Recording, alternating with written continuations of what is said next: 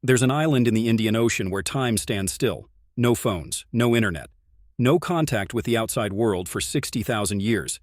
The people who live there have rejected every attempt at communication, every gift, every gesture of peace. And if you try to set foot on their shores, they will kill you. Not out of hatred, not out of cruelty, but out of something far more profound, the desperate need to protect their souls from a world they believe will destroy them. This is the story of the Sentinelese, the most isolated tribe on Earth, the people who chose isolation over civilization, and the island that has become humanity's forbidden zone. Picture this: a small island, no bigger than Manhattan, surrounded by crystal-clear waters and pristine coral reefs. From above, it looks like paradise: dense jungle canopy, white sandy beaches, untouched by development. But this paradise has a dark reputation. North Sentinel Island sits in the Bay of Bengal, part of India's Andaman and Nicobar Islands. It's one of the most beautiful places on Earth that you'll never be allowed to visit, because the Sentinelese don't want you there. The Indian government has declared a 3-mile exclusion zone around the entire island. Approach it and you're breaking the law. Not just any law. This is one of the few places on Earth where the government will actively prevent you from visiting, not to protect you from danger, but to protect the inhabitants from you. Think about that for a moment.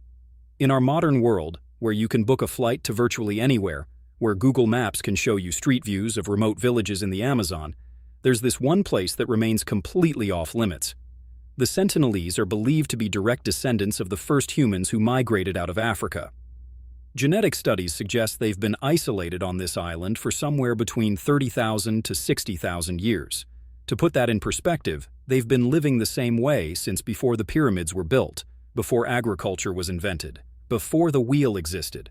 They are a living window into the Stone Age. But here's what makes them truly unique. They've had opportunities to join the modern world. They've seen helicopters. They've encountered ships. They've been offered gifts, food, and peaceful contact, and every single time they've said no. Sometimes peacefully, often violently. The outside world first officially documented the Sentinelese in 1867, when a British merchant ship ran aground near the island. The crew made it to shore and immediately encountered the tribe. What happened next set the pattern for every interaction that would follow. The Sentinelese didn't greet them with curiosity. They didn't approach with caution. They attacked immediately, with arrows and spears, forcing the shipwrecked sailors to hide in the jungle until they could be rescued. For decades after that, the British colonial administration largely left them alone. They'd been warned. The message was clear: stay away. But curiosity is a powerful thing. In 1880, a British colonial officer named Maurice Vidal Portman decided he wanted to study these isolated people. He organized an expedition, landed on the island with an armed group, and ventured into the jungle. They found recently abandoned villages, fires still warm, food still on makeshift plates. The Sentinelese had vanished into the forest, watching, waiting. Portman's group kept searching until they found what they were looking for: an elderly couple and 4 children who couldn't escape quickly enough. Portman did something unforgivable. He kidnapped them, took them off the island to Port Blair, the administrative capital of the Andaman Islands, to study them and civilize them. Within days, the elderly couple died. Just died. Probably from diseases their immune systems had never encountered. Diseases as common to us as the flu or a cold were lethal to them. Panicked, Portman returned the 4 children to the island, along with a collection of gifts. He left them on the beach and fled. We don't know what those children told their tribe when they returned. We don't know what stories they shared about the outside world. But we can guess it wasn't good. Because after that, the Sentinelese became even more hostile. Fast forward to 1967. India had gained independence and the government took a different approach. They didn't want to conquer the Sentinelese or colonize them. They wanted to befriend them. They launched what they called contact expeditions. Teams of anthropologists, government officials, and naval personnel would approach the island in boats, staying just offshore. They'd bring gifts: coconuts, bananas, metal pots, plastic toys, even live pigs. They'd call out to the tribe, make peaceful gestures, leave gifts on the beach, and retreat. For years, nothing worked. The Sentinelese would either ignore them completely, hide in the forest, or shoot arrows at the boats. One time, they buried the gifts in the sand. Another time, they took the metal pots and destroyed them immediately. The message was consistent. We don't want your stuff. We don't want your world. But then, something remarkable happened. In 1991, after years of monthly visits, the Sentinelese did something they'd never done before. They accepted gifts. An anthropologist named Madhumala Chattopadhyay was part of the expedition that day. They approached with coconuts, and for the first time, Sentinelese men and women waded into the water, unarmed, and took the coconuts directly from their hands.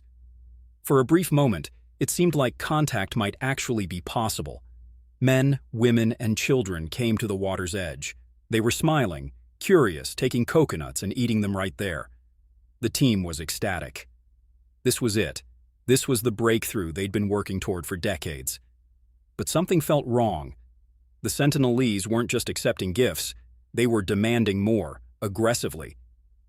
When the boat started to leave, some men became hostile again, gesturing for them to come closer to shore. The team retreated. They returned a few more times over the next few months. Sometimes the interactions were peaceful. Other times, they were met with arrows. Go! Ah! No!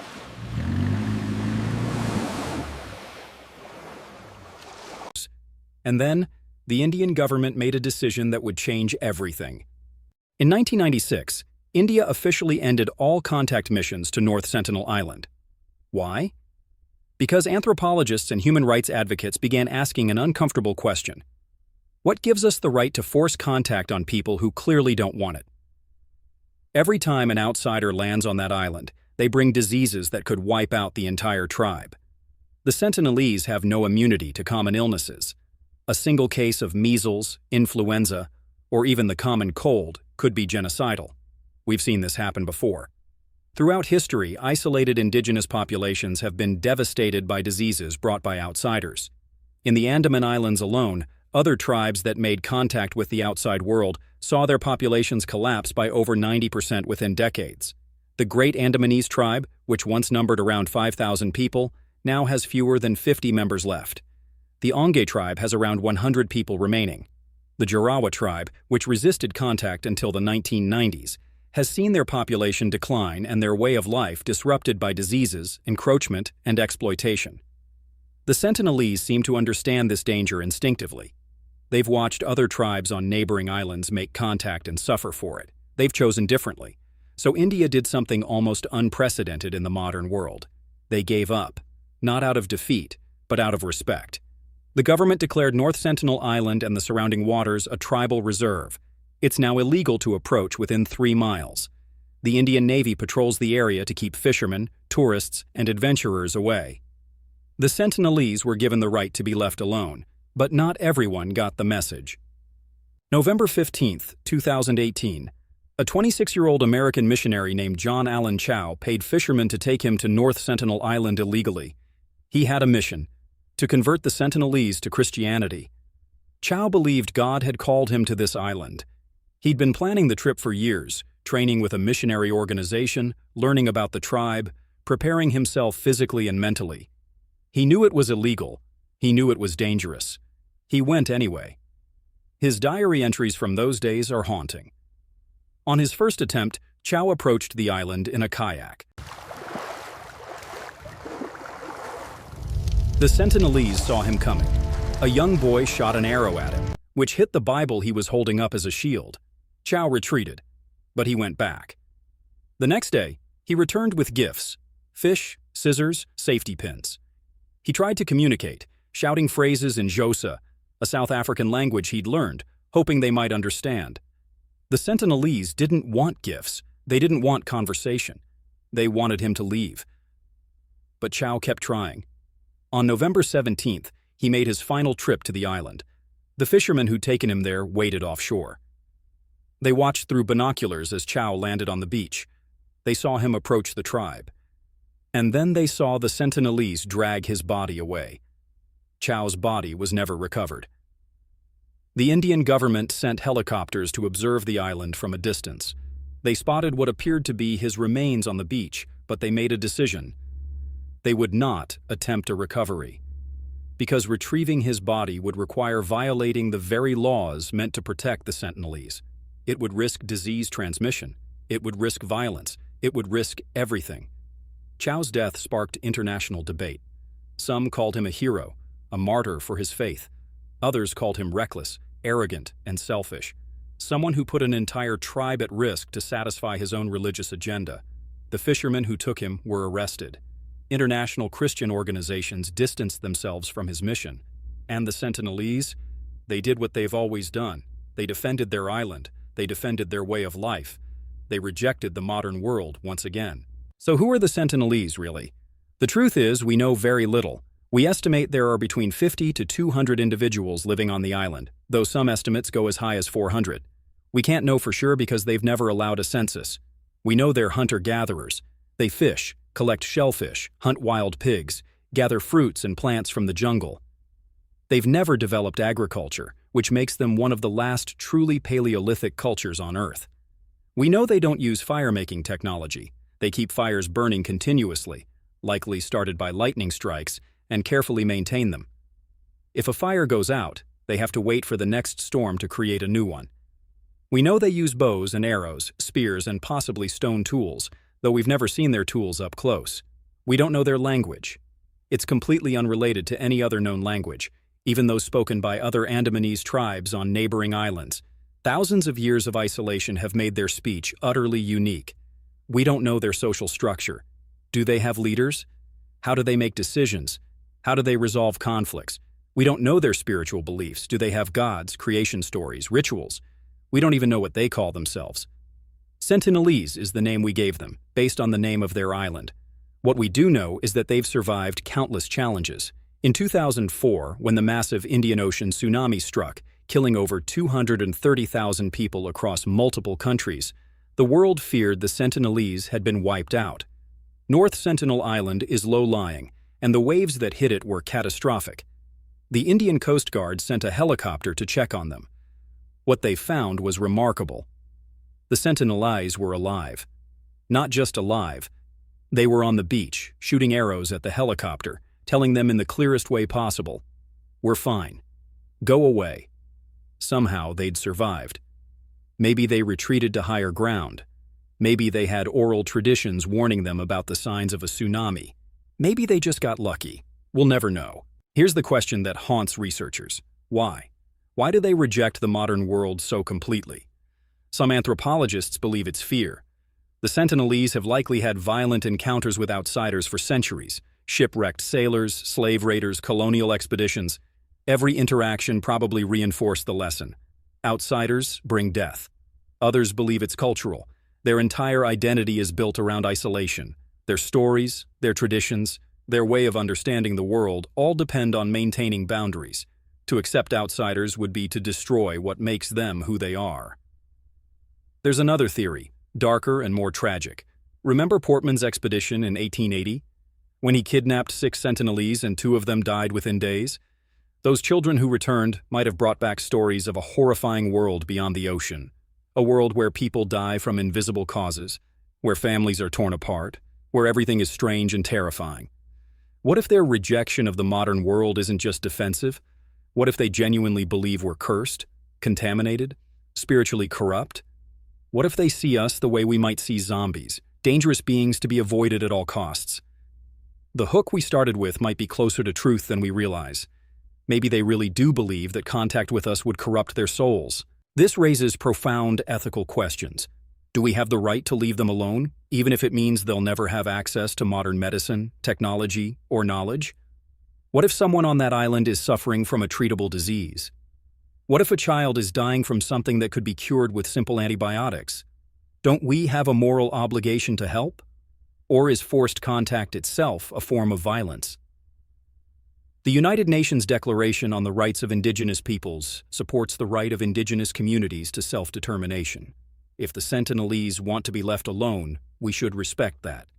But what about future generations? The children being born on that island right now will never know there's another world out there. They'll never get to make the choice for themselves. Is that freedom? Or is it another kind of prison?